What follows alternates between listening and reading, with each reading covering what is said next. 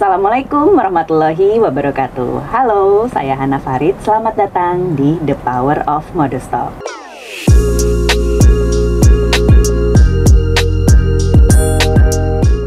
Seperti biasa, di episode-episodenya The Power of Modestock, kita akan mengundang salah satu brand owner di industri modest fashion yang mengharumkan warna industri modest fashion. Dan brand yang satu ini sudah lebih dari 13 tahun.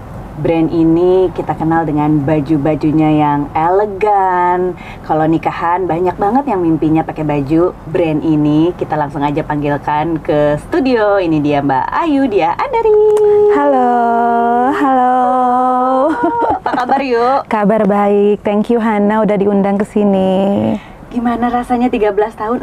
Lama juga ya Yu ya, 13 tahun. Dari awal kita sama-sama bazar-bazar di FX. Sekarang udah ada store sendiri di FX. Tambah lama tambah besar store-nya. Amin. Dulu baju nikahan, sekarang udah banyak yang ready to wear. Bahkan sekarang ke bros, tas ya.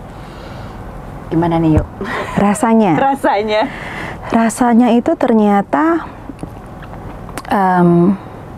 perjuangan-perjuangan yang saat itu terasa berat itu ternyata menjadi cerita yang indah ya. Jadi rasanya tuh kayak ngedipin mata.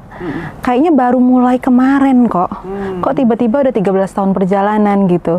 Dengan karyawan dulu masih aku, yang mayat sendiri itu masih aku. Dimulai dengan aku naruh bajunya ke penjahit.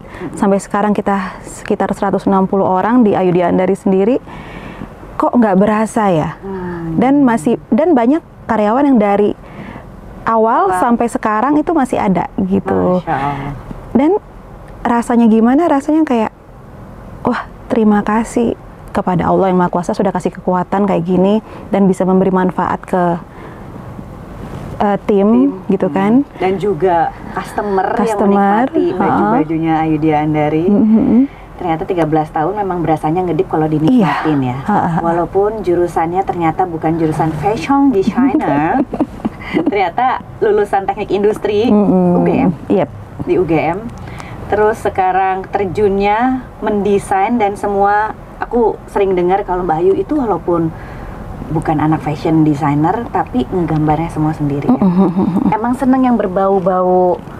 Ini sambil kita lihat, emang seneng yang berbau-bau European, bener Iya gak? bener. Elegan, princess gitu. Iya. Awal mulanya gimana sampai aku kayaknya pengen bikin modest brand yang emang inces gitu. Atau emang karena ada orderan gitu mau dandanin baju kayak princess gitu. Atau memang itu adalah Ayu Dia Andari?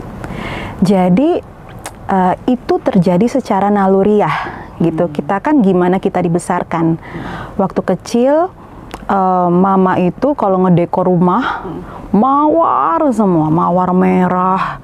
Terus hordennya itu kayak di istana-istana ya penuh dengan ukiran, pokoknya klasik semua. Akhirnya nempel kan di kepala gitu. Lalu ketika mulai bisnis itu dulu dimulai dengan baju wedding, secara naluriah akhirnya menggambar yang siluet-siluetnya princess seperti itu, ya kan? Dan bunganya itu nggak sadar itu mawar lagi gitu kan.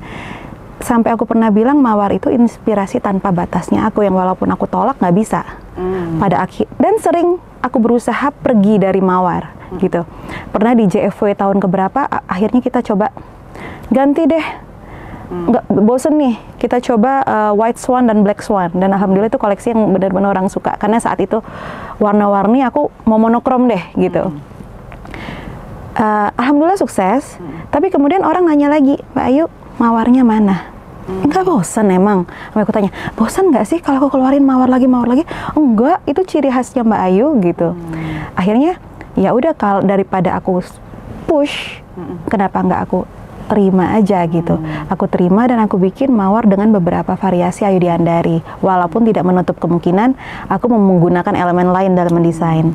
Lalu kenapa klasik? Ya itu tadi, karena masa kecil aku ya hidup di tempat yang penuh dengan dekorasi klasik, akhirnya nempel banget.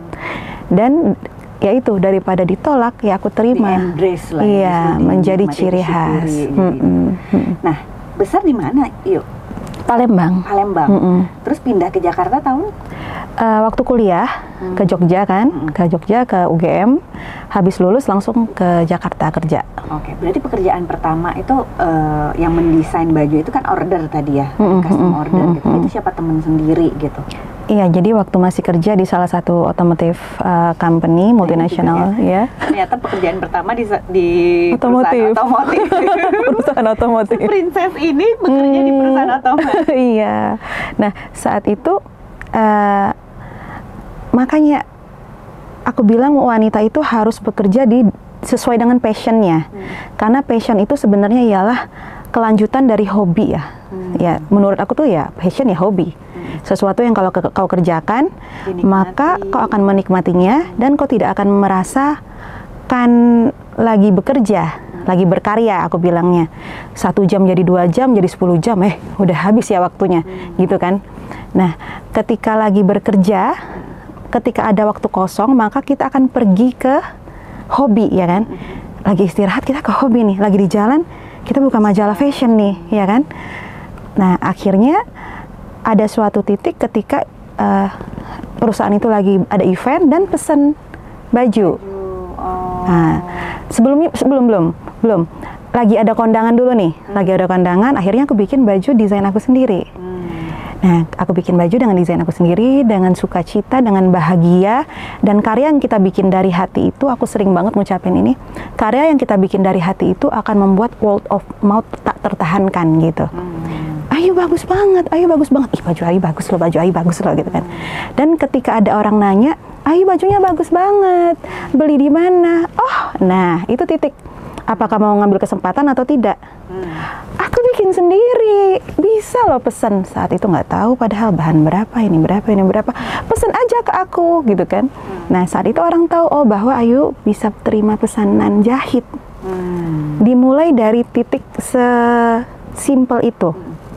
Nah, ketika mereka tahu aku bisa nerima jahit, berkembang, akhirnya ada masa ketika event tersebut, perusahaan tersebut memiliki event, dan panitinya pesan baju ke aku untuk beberapa orang gitu. Itu udah mulai dengan siluet mawar. Iya. Dari awal. Aku ingat bajunya itu hitam dengan perada-perada bunga mawar merah. Nah, ini flashback lagi ke belakang. Awal sampai akhirnya akhirnya produksi gitu kan. Awalnya tuh baju nikahan kan? Iya. Yang order pertama itu siapa? Keluarga? Teman, sahabat-sahabat. Dan siluetnya emang selalu kayak besar, princess iya gitu. Pasti cutting di pinggang pas, terus ball gown gitu awalnya. Sampai akhirnya berapa tahun tuh sampai akhirnya oke deh berani retail? Cukup lama ya. Aku inget di 2018, enggak sebelum itu. Dulu Indri Gunawan punya butik namanya benar. Di FX, namanya apa ya? Di FX. Dan untuk pertama kalinya aku jual retail. Di seberangnya ini kan Muse. Karena itu awal mula di FX kan Muse, terus ada hijab apa, terus ada ya itu Indri Gunawan. Jadi aku membuat baju-baju wedding kan, yang influencer yang sangat berpengaruh itu Siti Juwariah dulu. Aku bikin bajunya dan dari itu orang mulai kenal Ayu Dihandari. Terus aku mulai bikin baju retail, pertama kali nitip di butiknya Indri Gunawan, Lamoy gitu. Benar. Terima kasih Lamoy, Indri. Aku nitip di sana. Dari dulu itu udah mulai start di 175 3 jutaan, 3.500.000. Nah, aku bilangnya luxury ready to wear karena memang digunakan untuk baju pesta. Dan alhamdulillah marketnya tumbuh. Ada orang loyal customer sampai sekarang masih beli. Nah, ketika market tumbuh secara organik, maka kita bisa lihat bahwa itu bisnis yang menjanjikan kan. Lalu mulai diversifikasi produk hingga sekarang gitu. Banyak orang justru berangkatnya tuh dari ready to wear pengen premium. Ini justru bisa premium dulu, bisa masuk. Karena untuk masuk ke premium itu nggak gampang. Banyak service lah yang mana itu menjadi cost ya gitu. Tapi kalau Ayu kan justru memulai dari baju kawinan dulu, malah ready to wear premium dulu gitu. Dapetin market itu ada selain ada dijual di toko, ada impact lain nggak yang bikin penjualan langsung naik gitu selain dipakai tadi sama Siti Juwariah? Apakah dipakai di film atau dipakai di ini ya nominasi atau ada momen-momen apa tuh yang bikin penjualan langsung naik untuk baju premium? Aku kurang paham apa ada momen khusus stok yang langsung naik itu ya. Cuma memang semua momen kecil itu berpengaruh ya. Jadi ketika saat itu kan tidak banyak desainer busana muslim yang bikin baju busana muslim yang gaun-gaun begitu. Jadi langsung ketika bikin itu langsung dilirik itu, dipinjam sama dulu idol, Indonesian Idol ya kan. Aku ingat Oki Asokawati. Mbak Oki mah ketika collab ya beberapa ini. Cuma yang awal-awal itu Indonesian Idol, terus acara-acara award ya, artis-artis dulu suka pinjam. Terus yang pasti dulu aku sangat rutin ikut JFW, YFW. Bisa dibilang selama beberapa tahun awal aku nggak ambil uangnya. Setiap penjualan aku tabung untuk aku ikut Fashion Week. Jadi aku nggak ambil uangnya. Jadi memang benar-benar untuk diputar gitu. Nah ternyata berpengaruh di branding sampai akhirnya ada reseller, muncullah agen-agen reseller. Nah itu berpengaruh ke nah belajar lagi nih untuk masuk ke market premium gitu. Sepenting apa sih ikutan Fashion Week untuk brand yang mau menargetkan market premium? Kalau menurut aku penting banget ya, karena Fashion Week itu kayak akselerasi atau cara simple buat kita untuk punya show. Kalau bikin sendiri kan mahal ya. Dengan Fashion Week itu ibaratnya dibagi-bagi nih bareng desainer lain. Jadi dengan biaya yang lumayan lebih murah, dengan cost efisiensi, ada cost efisien di sana. Terus publikasinya juga bagus. Kayak JFW itu kan waktu itu di Dewi Magazine ya kan, memang kelasnya JFW dibanding yang lain waktu itu sangat berbeda. Jadi kalau ketika ikut JFW berarti exposure-nya bagus. Menurut aku penting banget. Sampai pada akhirnya udah bisa bikin show sendiri, mungkin baru bisa nggak ikut lagi gitu. Dan bikin show sendiri itu di tahun 2000? Baru kok. Baru 2020. Akhir pandemi ya. Akhir pandemi. 2019 itu aku bikin Fashion Rhapsody. Nah itu aku pikir yang di Tribrata. Tapi itu kan bukan show tunggal, ya kan? Tetap aja itu kayak Fashion Week gitu kan. Nah, ketika akhir pandemi 2021 atau 2022 ya. Nah, yang bikin di Langham dulu judulnya Les Ale. Nah, di situ aku show tunggal pertama. Dan di situ dirasa emang kalau untuk market premium tuh perlu bikin Fashion Week untuk fashion show untuk menampilkan secara semua baju-bajunya. Nah, fashion show itu nggak mungkin sukses kalau nggak ada yang datang dong. Dan yang datangnya juga merepresentasikan audiensnya lagi di handal gitu. Jadi kalau kita bilang secara persentase itu dari 100% itu 60 itu loyal customer. Yang 40% ini tersebar ada influencer, sahabat-sahabat, keluarga, sama targeted customer sama newcomer customer gitu. New customer itu misalnya temennya si ini gitu yang kayaknya bisa masuk gitu ya, atau influencer ini yang kayaknya audiensnya sekali.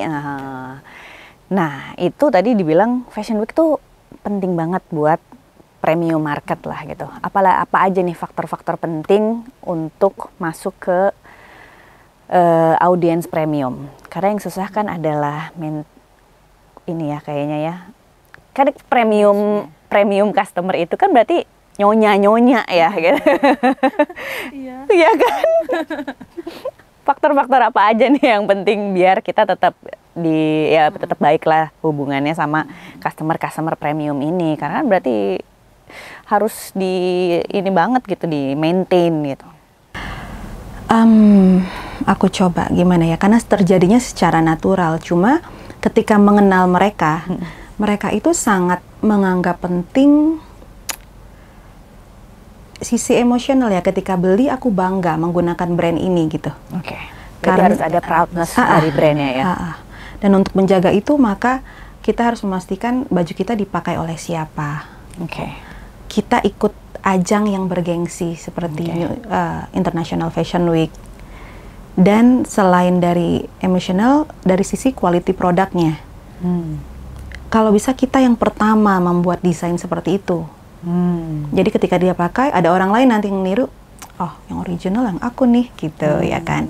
Jadi makanya aku sebisa mungkin berusaha seotentik mungkin ngedesain terus walaupun alhamdulillah ada yang mengcopy, itu berarti desain aku berhasil. Kadang bertanya-tanya nih, kenapa yang ini kagak di copy ya? Apa jelek nih ya? Karena salah satu indikator desain berhasil berarti di copy tuh. Nah, itu berarti berhasil desainnya. Agak walaupun masih di copy kayak sedih juga, tapi oh berarti bagus nih baju gitu kan. Nah, originalitas.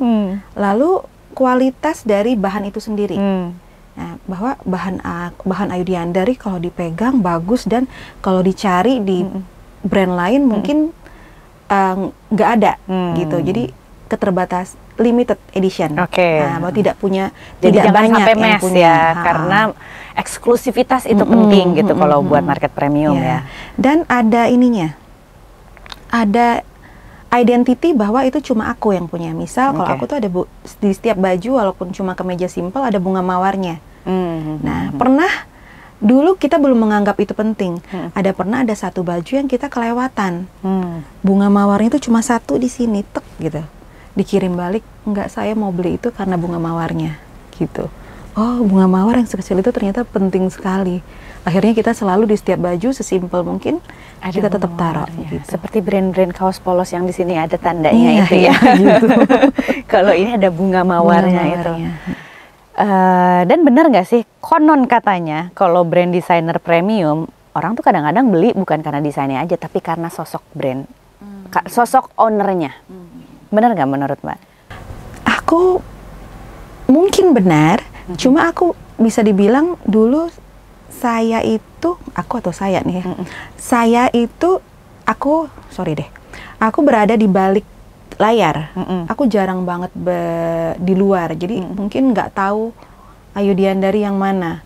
Jadi memang baru keluar, baru tanda kutip Instagramnya aktif itu baru beberapa tahun terakhir. Tapi Ayu sendiri ngerasa orang beli karena karena produknya, bukan karena ini produknya Ayu gitu. Sih. Karena aku tuh pengen pakai produk biar kayak Ayu gitu. Kalau aku sih karena produknya ya, karena aku jarang muncul ya. Jadi memang karena produknya yang mungkin unik, aku nggak tahu, karena yang pasti dulu aku jarang muncul, yang keluar cuma barang, cuma produk, aku tidak, tanda kutip, tidak banyak tampil. Jadi ya pastinya kalau aku lebih aktif, mungkin penjualan akan lebih baik ya mungkin. Ya, jadi tidak dapat dipungkiri walaupun di awal-awal misalnya brand owner tidak tampil, tapi sosok siapa desainernya itu mempengaruhi penjualan. Mungkin untuk market premium. Belum bisa ngambil keputusan. Harus, mungkin perlu ada riset, coba dibantu Ibu Hana. Tapi sejauh ini Ayu Diandari ya beneran beli, kadang-kadang ya beneran karena produknya, baru kenalan nama Ayunya. Benar. Sepenting apa juga? Bahkan banyak nggak tahu aku loh. Iya. Aku Jadi kayaknya bukan karena aku ya, karena banyak yang nggak tahu aku tapi pembeli baju aku. Tapi maksudnya impressionnya berarti jelas gitu ya, aku pengen tampil begini gitu. Kelihatan seperti ya Mbak Oki mungkin karena pernah kolaborasi gitu. Pertanyaan selanjutnya, sepenting apa packaging? Oh ya, penting banget tuh. Oh ya, untuk market premium ini lagi-lagi bahas market premium karena lebih susah dari mass ke premium dibandingin premium ke mass gitu. Atau buat teman-teman yang udah punya brand, aku pengen nih masuk ke market premium gitu. Apa aja nih yang bisa didapetin pelajaran dari Ayu Diandari gitu. Iya, benar. Selain tadi itu sesudah kita pastikan bahannya juga bagus.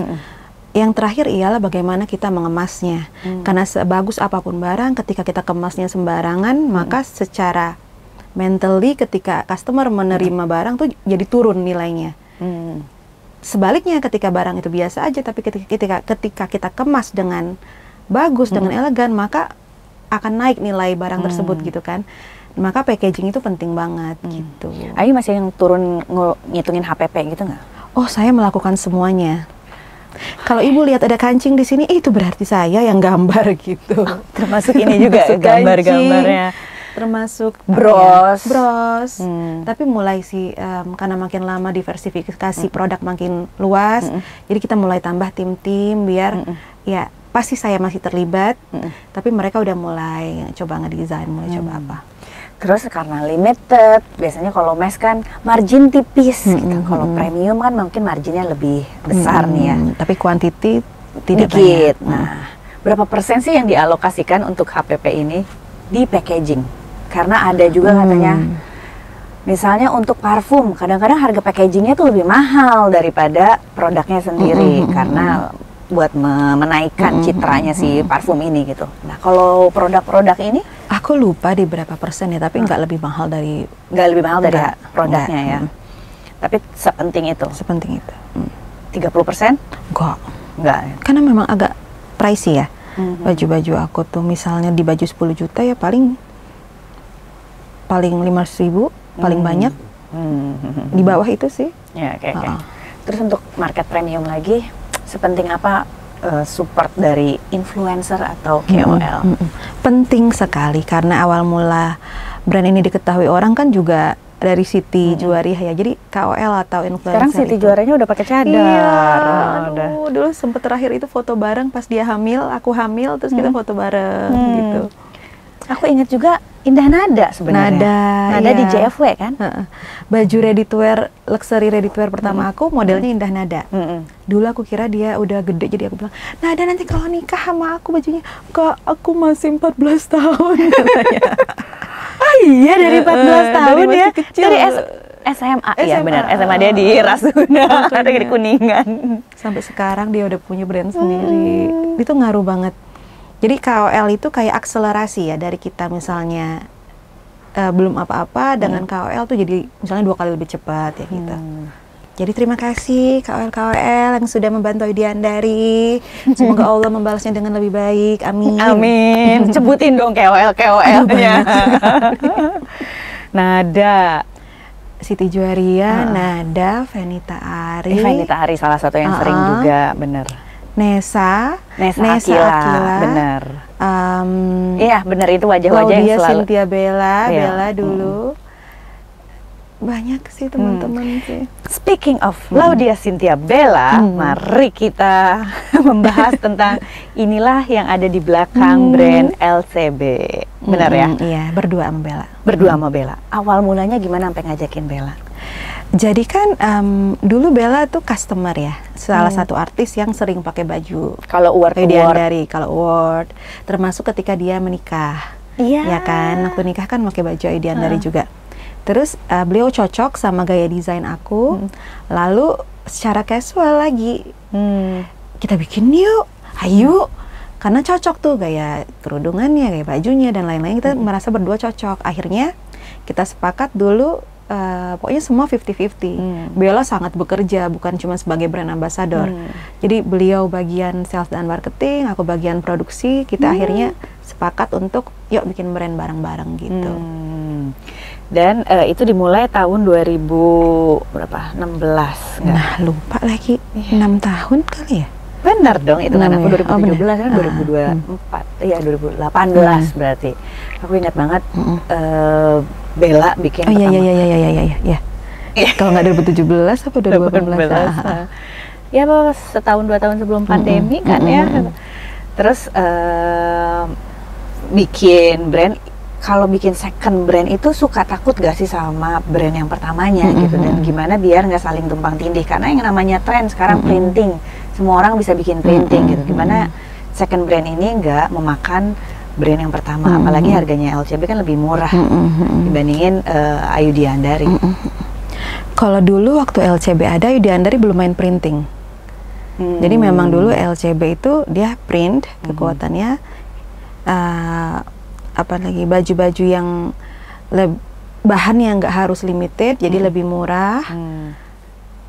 Dulu belum syar'i ya, jadi masih yang memang casual, anggun, modest. Sedangkan Ayu Diandari lebih ke klasik, luxury, apa ya, mahal, lebih ke situ. Ini lebih affordable gitu. Jadi menurut kita sih waktu itu beda ya.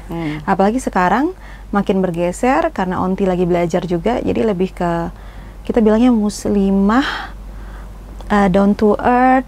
Ini yang LCB nih? LCB nih yang sekarang nih, lebih ke modest, muslimah, anggun, down to earth gitu. Jadi beda banget. Pembagian produksinya sama timnya? Beda? Beda. completely different team dan company yang berbeda juga. Kantor juga berbeda? Beda. Oh, oke.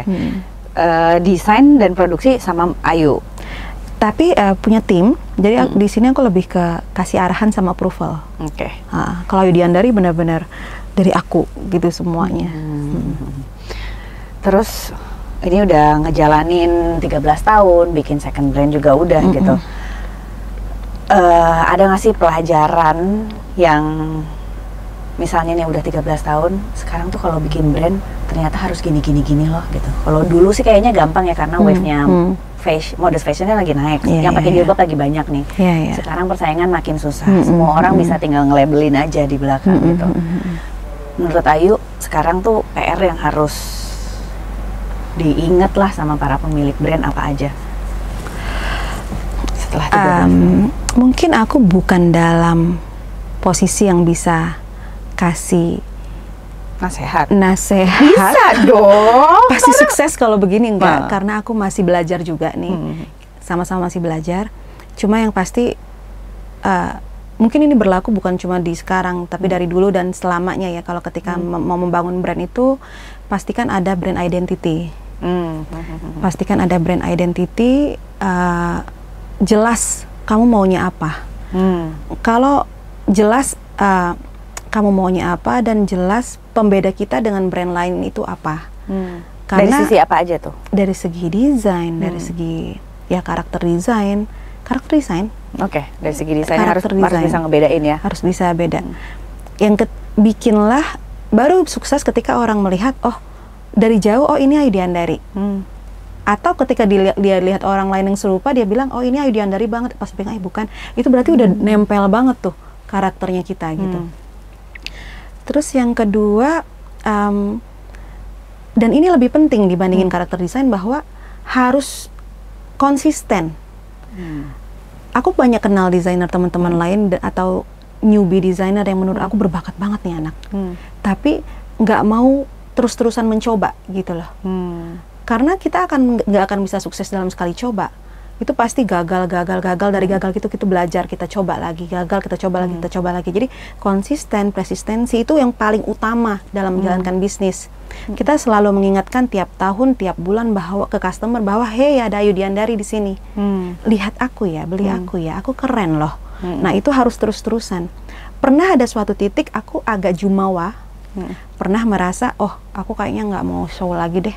Mau di belakang punya aja. Nama nih aku. Bukan, udah punya nama nih. Ya kan.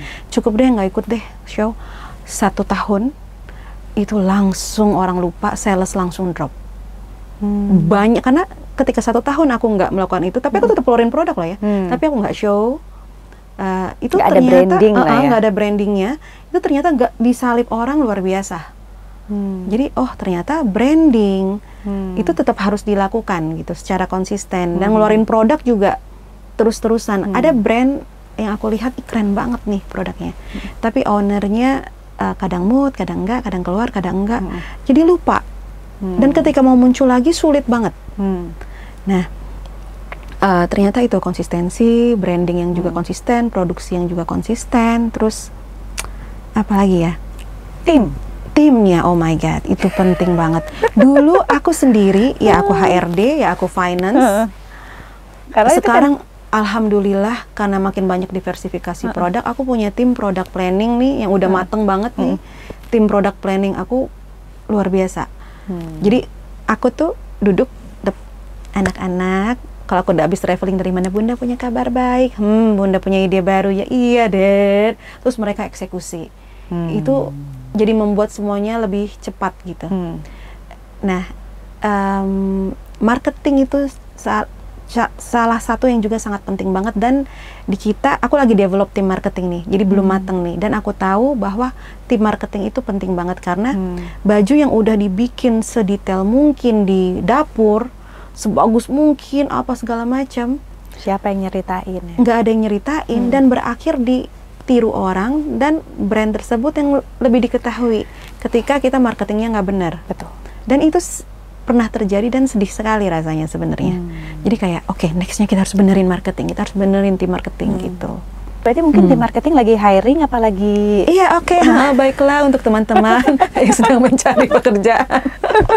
Kita lagi hiring untuk marketing tim ya. Siapa yang merasa bisa membantu Ide Andari untuk growth, silahkan daftar ya. Gitu. Apalagi ya, misalnya pembawaannya memang anggun, feminin, jiwanya sama gitu ya. Nah, itu hanyalah tipuan belaka. Oh, tipuan.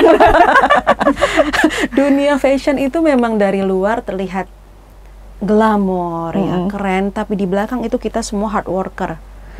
Nggak ada bedanya mungkin sama apa? Semua pekerjaan lainnya. Jadi kuncinya emang harus kerja keras hard aja. Worker itu kerja keras.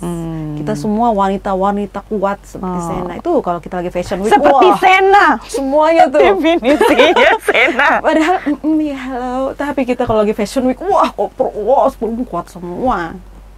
Jadi ini masih gerat-gerat koper sendiri nih? Oh iya dong. Kalau pameran di luar negeri juga masih? Iya sendiri dong. Nggak ada tuh madam-madam, kita keluar sendiri. Harus mau lakuin semuanya. Semuanya ya. Nah, bukan cuma product planning dan marketing, yang pasti keseluruhan tim ya. Tim produksi yang aku juga punya dan mungkin nggak dimiliki sama teman-teman lain. Karena aku juga pernah lihat teman-teman yang lain itu misalnya dikasih PRA, oh nggak bisa lama apa. Kalau tim Ayudhya Andari kita bisa bikin, aku minta pagi malam jadi. Aku pernah bikin waktu fashion show 10 hari 10 baju wedding, kutur, bordir, payet. Ketika memang besok fashion show yang namanya nggak tidur itu udah makanan hal biasa dan mereka udah tahu sendiri cara jalannya. Ketika ini rame-rame nih ngerjain bordir, ketika di akhir kan finishing payet semua nih. Bahkan tim bordir, tim payet turun bantuin orang payet. Jadi teamworknya, tim produksi itu luar biasa. Jadi keseluruhan tim ini nih dibajak sama Semoga tidak terpengaruh. Karena pembajakan di modus fashion juga tinggi gitu ya. Tapi yang harus disyukuri ya, semoga pada betah ya. Iya, terima kasih tim Ayudhya Andari, semoga betah. Walaupun ibumu kadang-kadang jadi kucing, kadang-kadang jadi naga. Yang sabar ya. Jadi kucing, meong, dan naga, harimau gitu ya. Karena sekarang di tahun naga jadi naga. Berkaitan dengan marketing premium dan harus memperluas pertemanan ini, perlu nggak sih untuk terlihat market premium itu kita tampil bermewah-mewahan gitu? Karena sering banget, oh ya sekarang syar'i makin tinggi tapi mewah-mewahan gitu. Hijabers makin banyak tapi ternyata senengnya flexing gitu. Nah itu kan sebel ya kedengeran itu, padahal kan kita ada di industri modus fashion gitu. Ada celetukan itu tuh kayaknya bikin nggak nyaman gitu. Padahal beberapa mungkin pengen terlihat bermewah-mewahan ya untuk masuk ke market premium itu. Kalau Ayu sendiri gimana nih? Bermewah-mewahan dalam arti apa ya? Lifestyle, apa ya? Apa yang diperlihatkan di sosial media? Oke.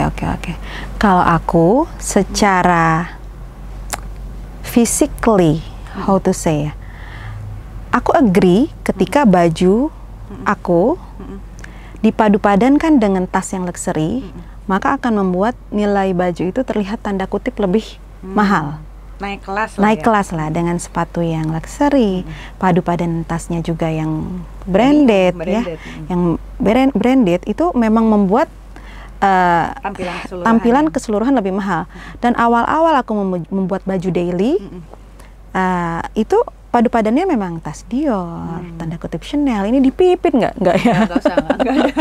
Tas-tas branded itu, maka padu-padannya dengan sepatu branded, tas branded, sampai kemudian kita dapat di level premiumnya, dipercaya sama customer. Oke, tanpa tas itu juga, dengan tas Ayudhya Andari sendiri, akhirnya pakai sepatu Ayudhya Andari sendiri, ternyata sudah cukup. Jadi memang bridging ke sana, aku perlu bantuan nih. Dan memang tas branded itu membuat tampilan secara physically dan emotional, membuat baju itu kelihatan tanda kutip lebih keren, lebih mahal. Nah, tapi ada titik ketika oke, udah nggak perlu lagi kita geser, kita pakai tas merek sendiri. Dan tetap di situ levelnya nggak turun gitu. Jadi terlepas persepsi orang, oh pakai tas branded mulu nih, flexing tas branded mulu nih gitu. Terlepas dari itu sebenarnya fungsi lainnya adalah untuk membangun impression akan tampilannya juga ya. Bahwa baju pengguna tas luxury level A, karena ada luxury yang low, ada high end. Nah itu ialah pembeli baju Widyandari. Maka baju itu akan setara gitu. Memang ada kan, mau nggak mau memang ada strata sosial itu kan, luxury. Enggak. Nah, ketika pakai tas itu, maka naik nih nilai bajunya. Gitu loh. Cuma aku bukan termasuk yang suka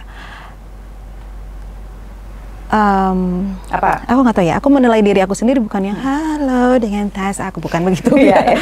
Memang yang aku tampilkan di sosial media memang ya aku lagi liburan sama anakku, aku lagi fashion show, lebih ke menunjukkan produktivitas gitu. Ya, tapi aku pernah lihat salah seorang teman untuk membuat volume penjualan dia tetap bertahan, maka dia melakukan itu. Dan ternyata orang Indonesia suka. Pasti ada hater, iya, pasti ada hater. Tapi mostly yang menjaga volume penjualan dia tetap seperti itu ya ketika dia flexing, dia melakukan kemewahan, dan ternyata memang manusia itu kan secara naluriah menginginkan hal yang tidak bisa dia gapai, ya kan? Dia ngelihat orang itu keren banget nih jalan-jalan ke luar negeri apa dengan itu akhirnya karena dia tidak bisa absorb lifestyle itu, at least bajunya beliau pakai dan dia merasa senang gitu. Jadi nggak ada salahnya juga. Nggak apa-apa dia beli bajunya dulu gitu ya. Menurut aku nggak ada salahnya juga. Mungkin ayo orang-orang Indonesia mungkin mindsetnya diubah ketika ada teman-teman yang mungkin menunjukkan kemewahan atau apa, jadikan motivasi aja. Gitu. Oh, aku akan coba seperti itu juga. Gitu. Atau ya dijadikan kalau ini lagi-lagi strategi marketing aja lah gitu ya. Gitu. Jadi misalnya lagi ada di first class pesawat mana, liburan di mana, itu bagian dari marketingnya brand tersebut. Iya benar. Gitu aja. Untuk membangun persepsi dari produk-produknya. Oke. Pertanyaan terakhir, karena market premium itu kan katanya menjalin relationship gitu. Nya harus kuat gitu, harus dijamu dan segala macam gitu. Seiring dengan brand tumbuh, untuk meluaskan customer, kita juga nggak tahu mana yang benar-benar loyal customer, mana benar-benar yang teman, mana benar-benar yang cuman aji mumpung. Dari Ayu sendiri nih, oh iya deh ini beneran loyal gitu, atau enggak ini cuman aji mumpung aja deket baik-baikin karena mau ada sesuatu gitu.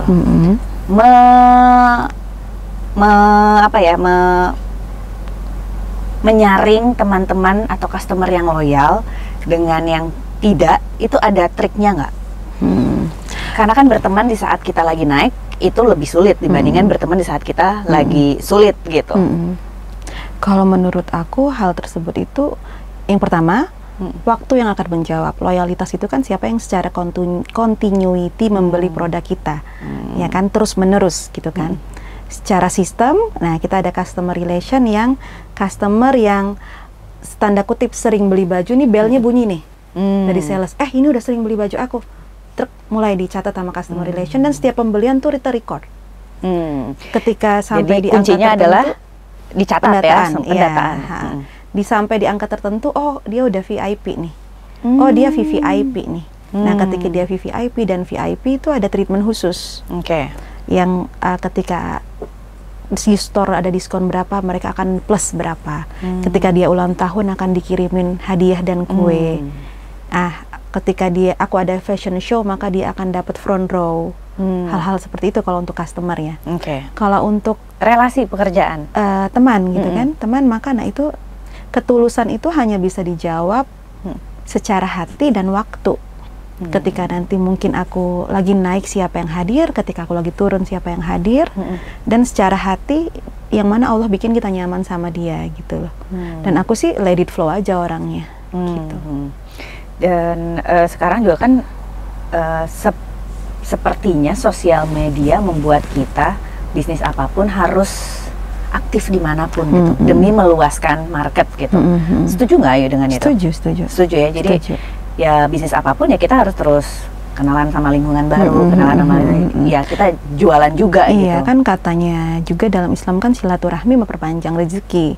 Jadi jangan juga kita menutup diri. Makanya aku sekarang juga mencoba lebih sering aktif, tampil sering tampil ya kan. Seperti di sini. Karena kita nggak tahu pintu rezeki mana yang Allah bukain buat kita gitu. Jadi dicoba aja. Tapi masalah ketulusan baik, tulusnya sama enggak itu cuma bisa dijawab dengan waktu itu ya. Oke, baik, begitu. Kalau Sudah nih? Sudah. Oh gitu, baik. Ya, terima kasih Ayu sudah menyempatkan waktu untuk datang ke sini. Semoga Sama-sama, bermanfaat thank you. apalagi untuk teman-teman brand yang mau memulai menjajaki market-market premium gitu. Bagaimana treatmentnya, dan mungkin kita juga sering lihat ya Ayu suka datang ke event ini, datang ke event mana, datang ke event mana gitu. Intinya ya untuk memperpanjang silaturahmi itu ya. Saling support lah. Saling support, dan kita nggak pernah tahu di kegiatan atau event mana yang dibukakan pintu rezekinya gitu ya. Semoga ini salah satu pintu rezekinya juga untuk masing-masing ya. Iya, sehat-sehat Hana. Ya. Sukses buat Modestock. Thank you. Ditunggu nanti kita undang di acara-acara selanjutnya ya. Sampai ketemu juga di acara silaturahmi yang lainnya. Iya, thank you. Terima kasih teman-teman yang sudah menyaksikan. Jangan lupa untuk subscribe dan likes. Kita ketemu lagi di episode selanjutnya. Wassalamualaikum warahmatullahi wabarakatuh.